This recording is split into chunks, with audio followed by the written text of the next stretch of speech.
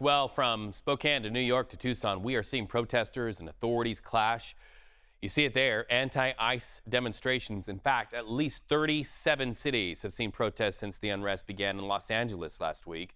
People attending those Los Angeles protests last night marched out of curfew zones just as they went into effect last night. Those who did not honor what police were telling them to do, which is to go home, they were arrested. It took about 20 minutes. Meanwhile, more than a dozen people have been charged with crimes connected to those demonstrations. CBS News immigration and politics reporter Camilo Montoya-Galvez joins us from Los Angeles for yet another day. That looks like some pretty heavy equipment and machinery there behind you. Marines have been training not far from the protests. What kind of training do they need before they are activated?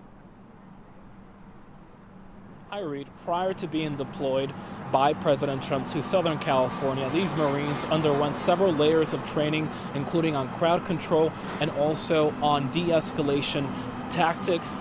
And it is really important to note that, according to the Department of Defense, these Marines also received instruction on their legal authorities. And that is critically important because under long-standing federal law, the military, including the Marines, cannot engage in civilian law enforcement work. And that would, of course, include the enforcement of U.S. immigration law. That is, if the government does not invoke the Insurrection Act, which has not occurred in this case, at least yet.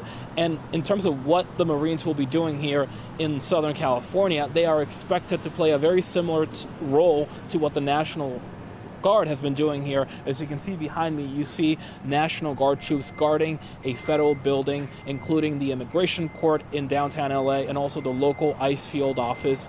The National Guard, however, has also been joining ICE operations throughout Southern California to protect the deportation agents who are arresting and identifying immigrants suspected of being in the country illegally. The Marines, Reed, are expected to join those efforts in the next day or so.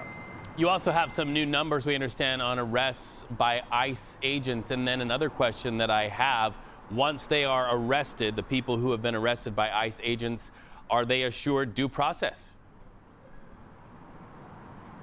It's a good question. So typically when ICE encounters an individual, that person and those people have to be processed under U.S. immigration law.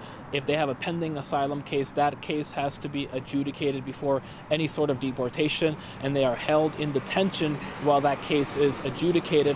But the administration is also employing a policy, Reed, known as expedited removal, that allows officials to circumvent the immigration court process and to deport people who have been in the U.S. for less than 2 years. So that only applies to recent border crossers, and they are given a smaller degree of due process than long-standing immigrants. In terms of ICE arrest numbers, we know that according to official data that we have obtained by the Department of Homeland Security, ICE arrests have increased by more than 100% since President Trump's first 100 days in office. ICE has been arresting between 1,400 and 1,600 people per day nationwide in the past week or so. That is up from about 700 during the second Trump administration's first 100 days in office. Camilo Montoya-Galvez, we appreciate that update. And wow, what a picture that is behind you here in our country. Thank you.